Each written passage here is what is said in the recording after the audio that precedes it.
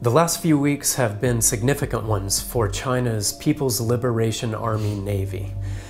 The country's first indigenously built aircraft carrier, the Shandong, was sent out for its second set of sea trials.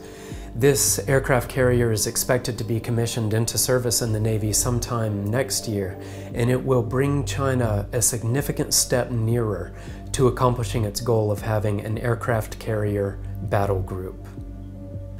Construction has also continued on China's third aircraft carrier, which will be catapult capable and a significant step up from China's first two in terms of both size and capability. Also, just in the last couple of weeks, China has launched the Nanchang, which is a Type 055 destroyer. This was just launched for its first set of sea trials, and it is Asia's largest and most formidable non-carrier warship.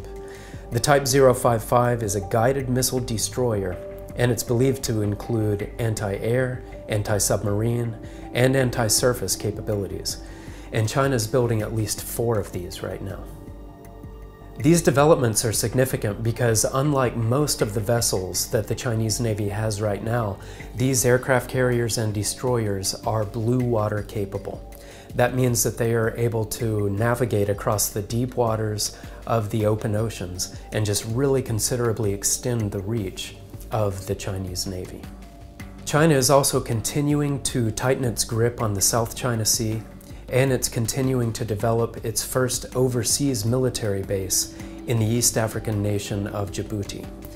It's also laying the foundation to build a military base in Gwadar, Pakistan, and it's just stealthily laying kind of an economic foundation to build numerous bases in ports all around the globe. And with these aircraft carriers and Type 055 destroyers coming online, China will be really well positioned to defend and expand these various hubs that are popping up all around the world. So what we see happening in China right now is ship by ship, port by port, they are building one of the main engines of international power, which is a naval force that's able to project power far from home. Trumpet Editor-in-Chief Gerald Flurry has said that China's expanding naval capacity in the South China Sea and beyond should alarm the world because it is steering the world toward war. In our July 2016 issue, he wrote, quote, "The American military is retreating, and other great powers are coming in to fill the vacuum.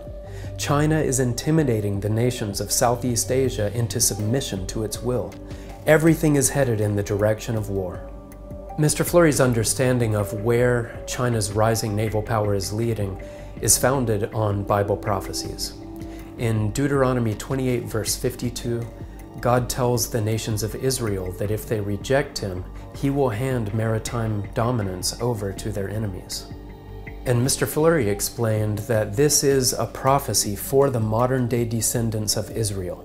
2 nations in particular represent Israel in this end time, America and Britain.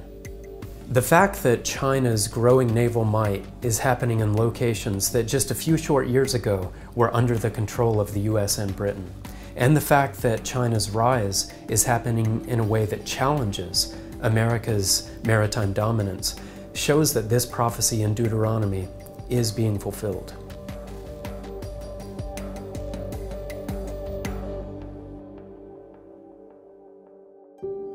To understand this Bible prophecy and the great hope that's tied to it, please order a free copy of Mr. Flurry's book, Ezekiel, the End Time Prophet.